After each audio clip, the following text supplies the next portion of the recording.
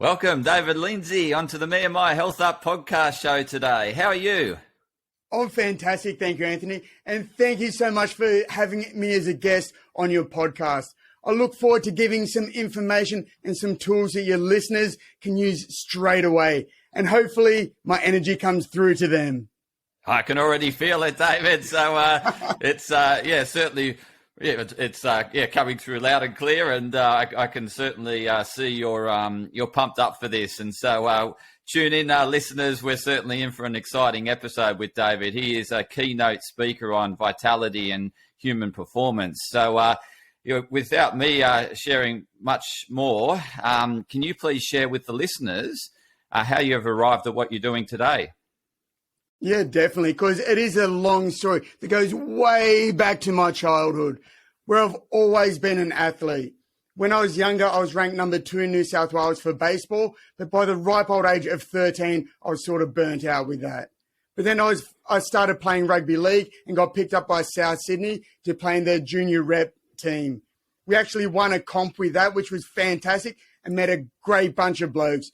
But I also suffered 2 big injuries. I had 2 knee reconstructions while playing football, which kind of put a halt to the game at the age of 21. Back when I was playing football, I was a big guy. I was like 94, 95 kilos, which is a lot more than I'm weighing now. And I was big and strong.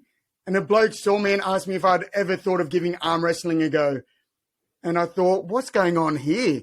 But let's give it a go. And I really did quite well at that because I'm a competitive guy. But then what happened, I was on my way to go in some professional arm wrestling tournaments over in America, and I snapped my arm while I was in Corfu over in Greece. That put a stop to my arm wrestling because I had to fly straight back to Australia and get a plate put in my arm. What happened when they put the plate in was it hit a nerve in my arm and my arm went paralyzed. At that time, I was a gym manager. I was a personal trainer. My life revolved around fitness and sports. And I thought, man, my whole world has been taken from me. So I tried absolutely everything I could. And eventually I got some movement back in my arm. And instead of just sitting around going, man, this is great, I've got movement in my arm, I thought, where can I go next? And there was a Kung Fu school. So I went, I'll try Kung Fu. And I also tried Jiu-Jitsu, kickboxing, freestyle wrestling, and submission wrestling. And my competitive juices started going again, and I got into MMA. And then it was actually spending time with my wrestling coach who said, David, you've got so much more to offer. Have a look at the way that these big guys, that they respond to you. And that sort of got my mind ticking. And after a little while, I went, you know what? He's right. I've got all of these skills from my life as an athlete, from my life as a coach, but I had nowhere to get it out there. So I did a speaking course, and one thing led to another, and I still didn't think people would want to listen to me. I thought, I'm no Eric Thomas, I'm no Les Brown, I'm no Tony Robbins. But eventually I started to build up momentum with that, and we created my 5 steps towards improved vitality. And it's taking the methods that I've used as an athlete, as a coach, as a trainer to help Olympians, first grade rugby league players, people that have played for Australia, that have won championships, all the way through to CEOs and the stay-at-home parents. So that's a little bit of a background to where I am now. Wow, what a story, David. You certainly faced lots of hardships throughout your journey. And one thing that comes to mind is resilience. You have such great resilience.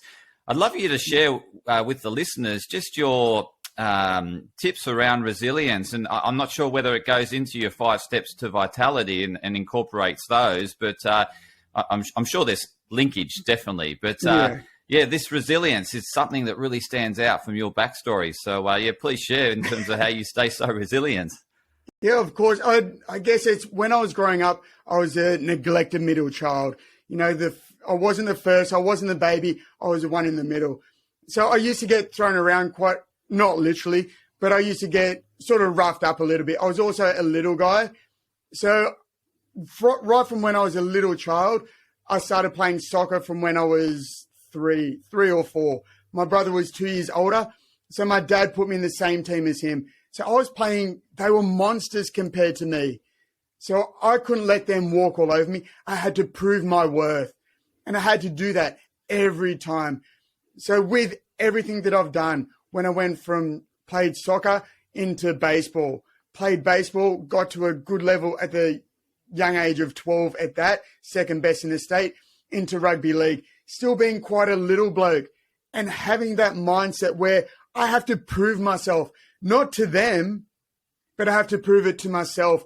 And I really enjoy overcoming obstacles. People turning around and going, David, you're too small to do that. I proved them wrong. My first trial was South Sydney. I was 60 kilos. I was playing lock, which is the back of the scrum, if you're not too sure what that is. But I was a little lock. I saw a bloke who was standing there with his little brother.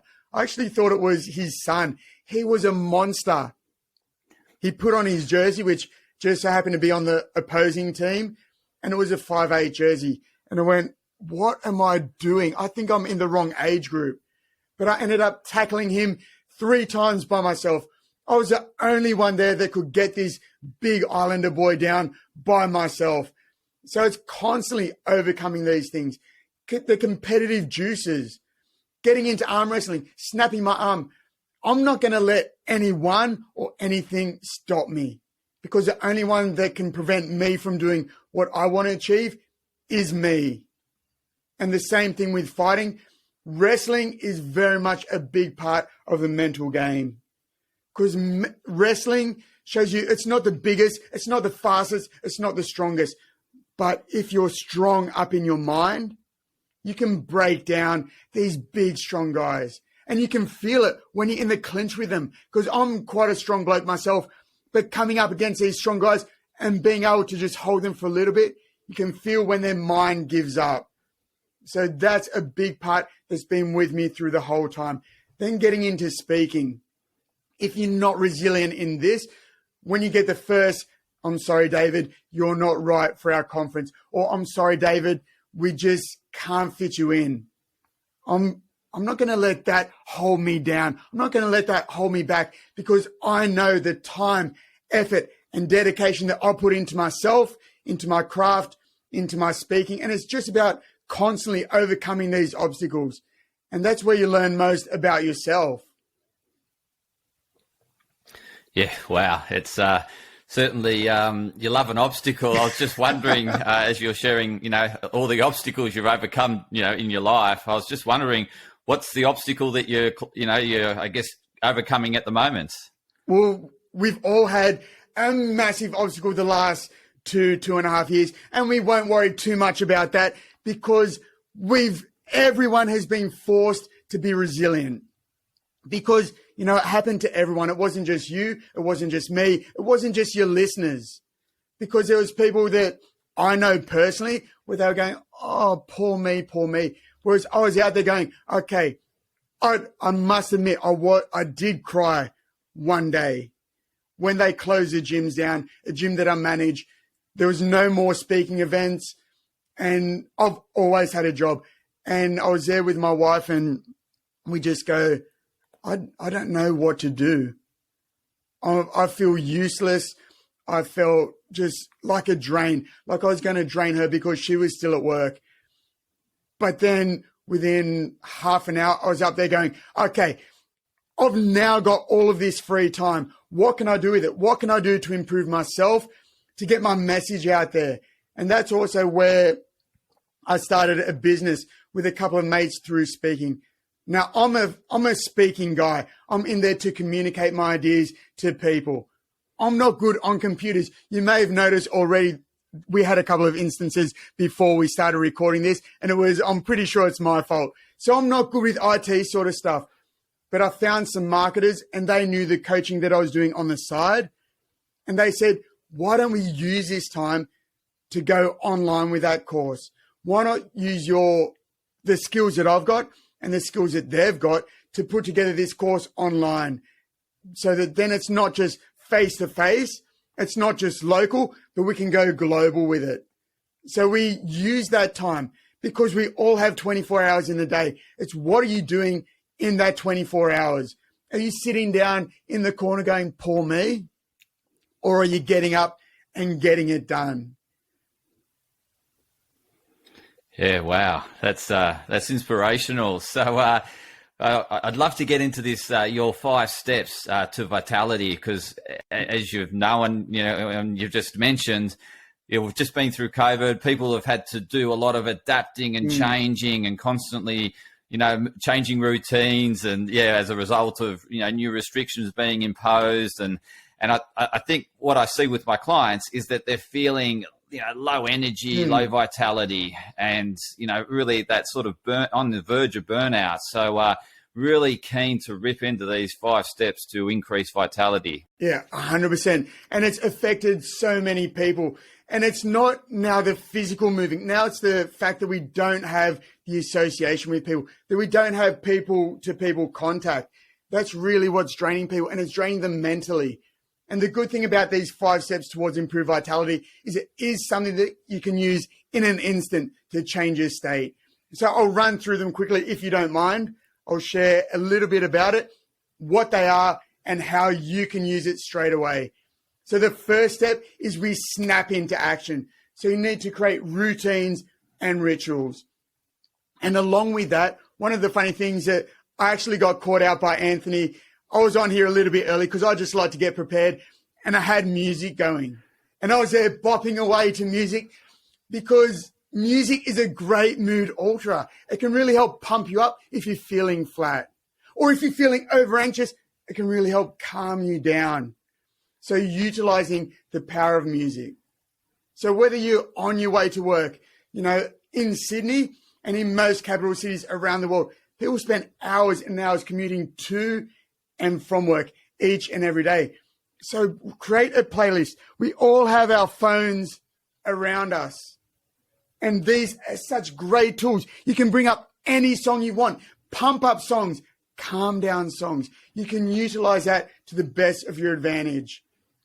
And it's also about the use of posture. The way that you sit, the way that you stand, the way that you move influences the way that you feel, the way that you act, and the way that you perform. So you might see a lot of people with their mobile phones, they're out there, they're hunched over. You see all the time. They're not even aware what's going on. And I've seen people walk into trees, walk into power poles because they're so concentrated on this. But they've got that terrible posture. And I must say, I did have a giggle at that. But their posture is terrible. Sitting in front of a computer, we're sitting rounded. But getting up and moving, breathing is a big thing. But the use of posture, sitting tall, using the Superman pose, just taking up space, all that influences the way that you feel. Having routines and rituals set so that it's the same thing day after day. Because I love to use sports as an example. And because my background is fighting and football, I use that. Every fighter comes out to music. And you'll see they all have their own music. Mine was Wolfmother, Joker and the Thief. But music can pump you up. And having the routines and rituals you'll see people, they call it superstitious. It's really a routine. They put their shoes and socks on the same foot, the same order. They strap up the same. And everything's done in a routine. So that's what you do to snap into action. The second one is nap. We're not designed to work 24/7, 365. And what we've actually found is with people working from home, they're working for longer. Instead of being the 9 to 5, because they're at home, they go, I'll just start at 7, and they intend to go through till 5. But, they might go away and then come back, I forgot about this. I have to do this and this and this. So napping is essential. And that's sometimes it's as simple as getting up, turning away from the computer, taking a big, deep cleansing breath. Because you'd see it with your clients as well. When they get anxious, when they get all uptight, their breathing comes short and shallow. But grabbing a hold of that, calming yourself down with your breath, and going outside and going for walks, getting some fresh air, getting away from the computer. And then when you come back, you also snap back into action. Because it's no point having a lunch break, going away and then coming back and going, I'm slumpy. I'm so full of food. And what you also have to do when you go on your lunch break is to get out, get some fresh air, rehydrate, eat nutritious food. Don't just load up on the caffeine and on the high fat, high sugar donut, because you might get that spike of energy, but then you get the sudden drop as well. And that's where people get that dreaded 2 or 3 p.m. slump and they go, oh. So the second step is nap. And then, as I said, you snap back into action. Then the third step is tap, which this is something that is essential nowadays, because tapping is not giving up and quitting, but it's allowing you to step back, analyze the situation, realign, reconnect, and refocus at the task at hand. And this time going about it with a different strategy to not get caught in the same position again. Because in fighting, they may be going for an armbar, so they're looking to hyperextend my elbow. I can fight it to a certain point, but if I don't tap, they're going to pop their hips and either hyperextend my elbow or break my arm. So once I've tapped, I can go back and sit with my coach. How did they get me in the armbar? How can I get out of that armbar? What can I do to even reverse it? And yes, they may get it again, but it's going to be that little bit harder till eventually armbars are not going to be an issue. And that's what we've all encountered the last 2 years. People are trying these things and they're just thinking that they're failures when it's not working. Whenever you try something new, you have to expect it to have some teething problems. But you tap, you step back, and you look what worked and what didn't work. But if you have had to tap, you can't hang your head in shame and hope everyone else is going to feel sorry for you. No. You pick yourself up, you dust yourself off, and then you snap back in. Then we start going to the fourth step, which is clap, which is celebrating. And it's not just celebrating a win, but it's celebrating time, effort, and dedication that people have put to the cause.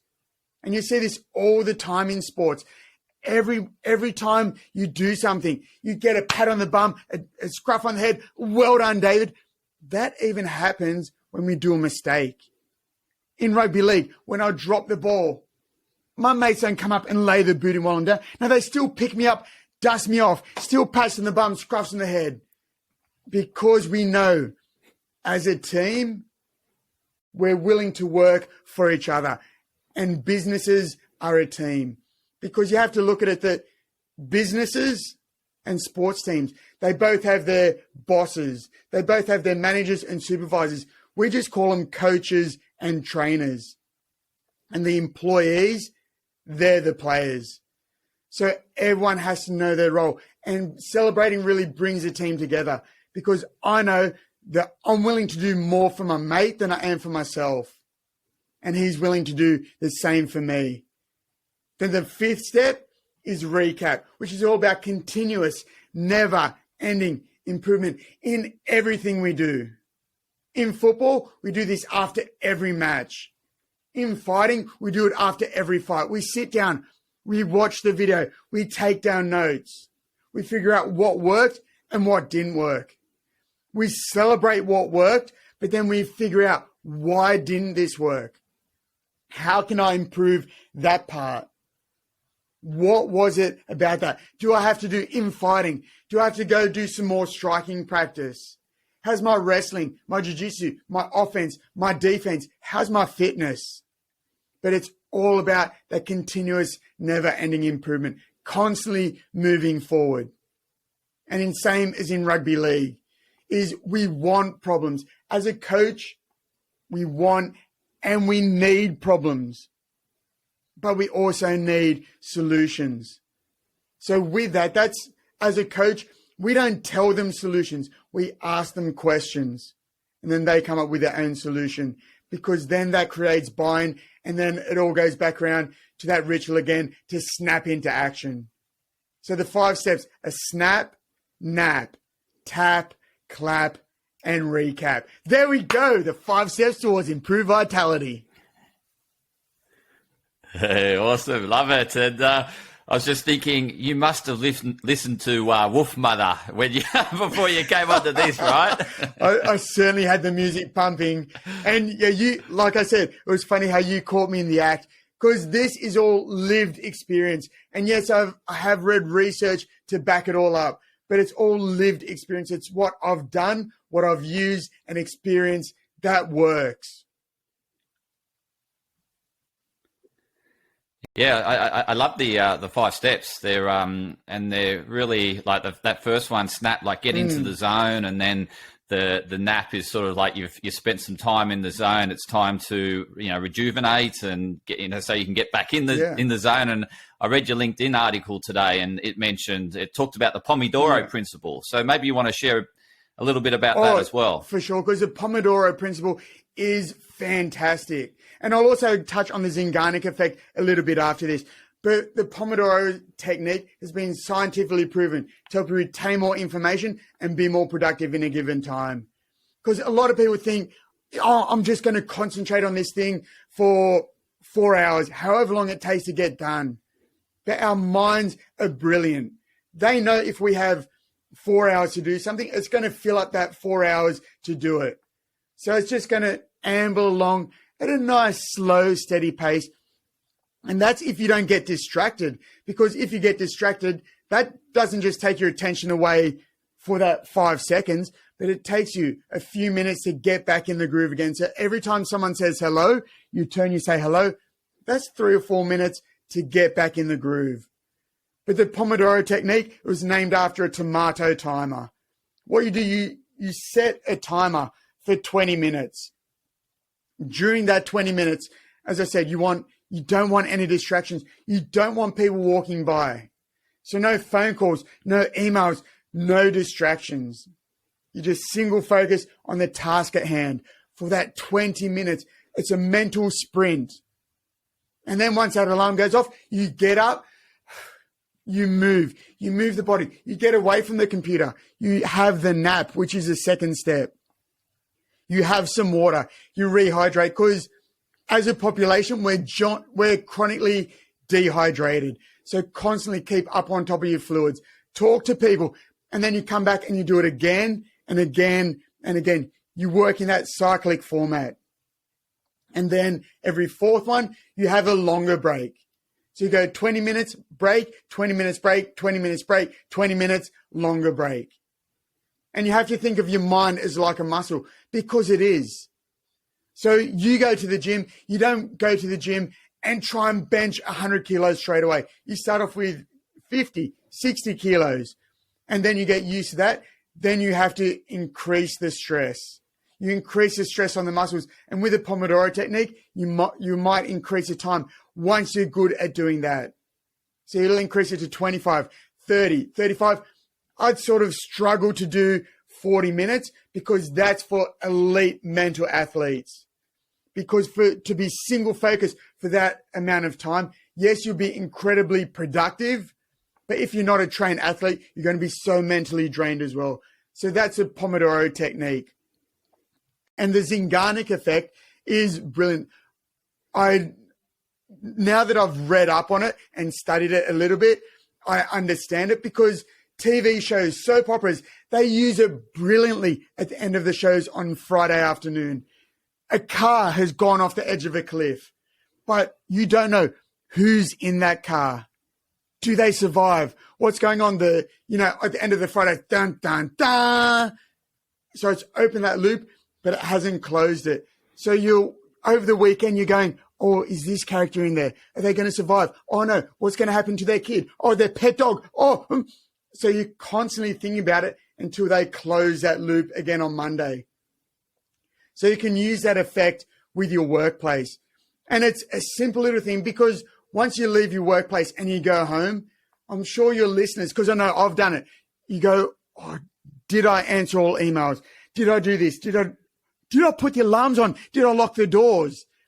You can't do anything about it when you're at home. So you have a simple check-off list.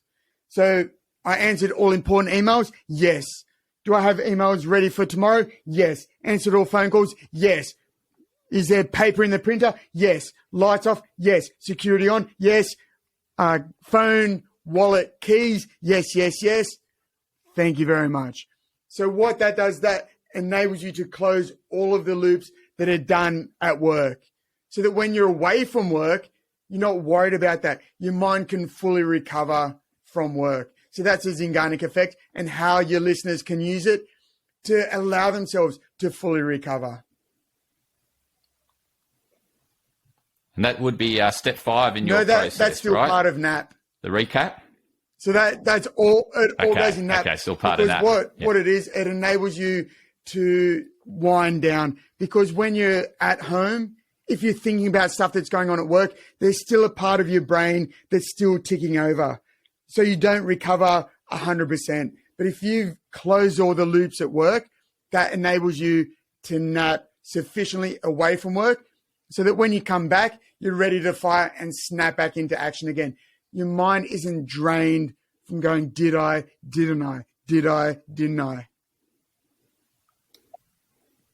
Okay, so it closes out the nap. It certainly does. Part.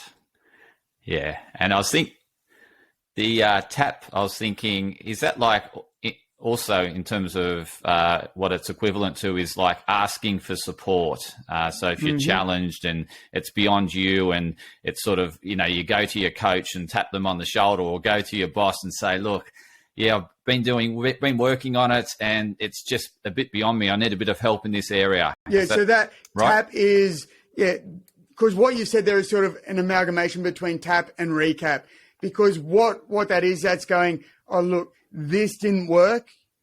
Okay, what can we do about it? Because, and that's what it all comes down to, being able to ask for help. And it's unfortunate as well, in Australia, in Sydney especially, we had Paul Green, unfortunately do what he did to himself last night or yesterday, because I don't know him at all. I've never met him, but it's just so sad that he didn't have he didn't go and ask someone for help.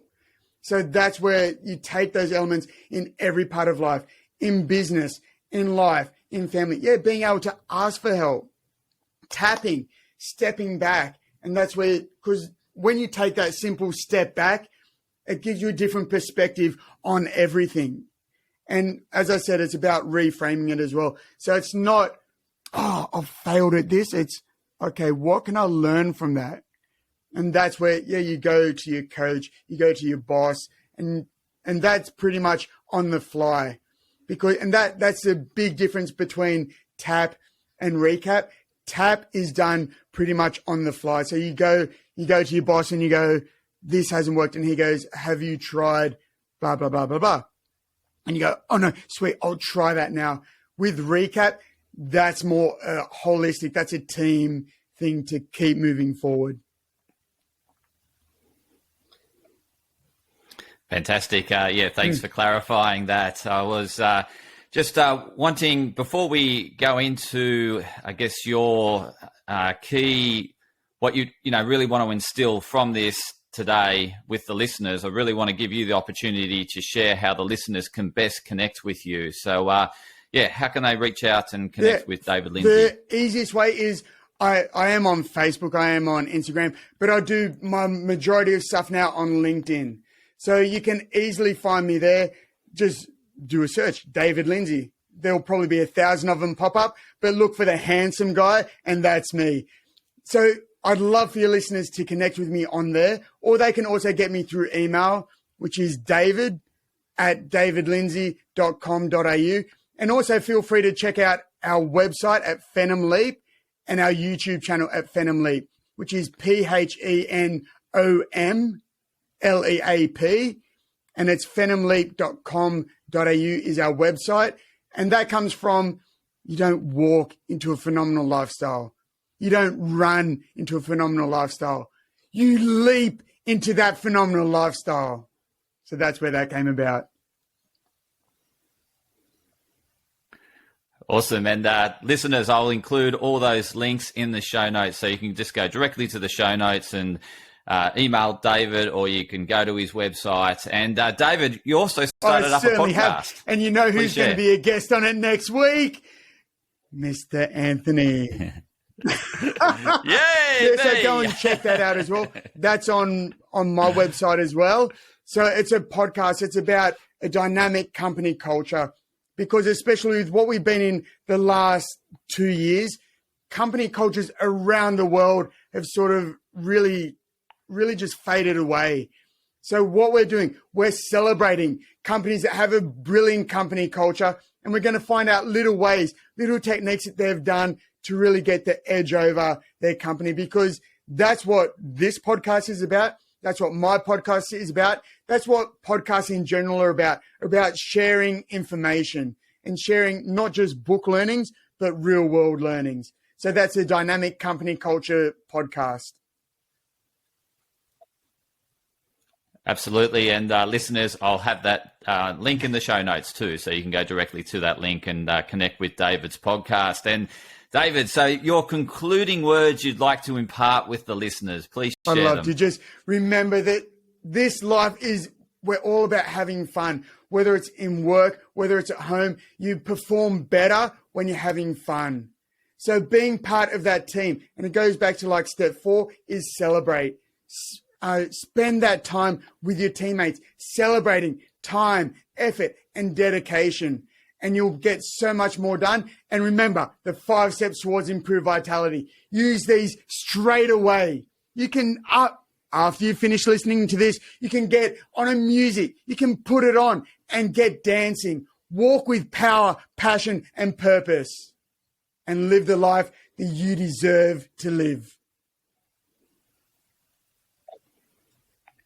And to the listeners, thank you for tuning in for another insightful episode. And just on David's point 5, the recap, we would love to get your feedback on this episode. We really want to hear more about what you really liked about it and how it can improve, because, you know, the recap is all about constant and never-ending improvements. And that's certainly part of the mission of this podcast, is to really enhance the listening and the learning for you and for your lives. So, you know, what else would you like to hear about?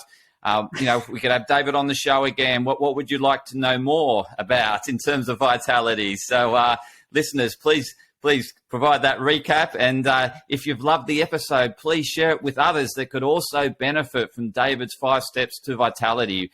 We want to get more people with more energy like David. So please share it and get it out there. And thank you very much, Anthony. It's been a lot of fun. Yeah, and I hope your listeners got something from this, and I'll be more than happy to do it again if they want me to return.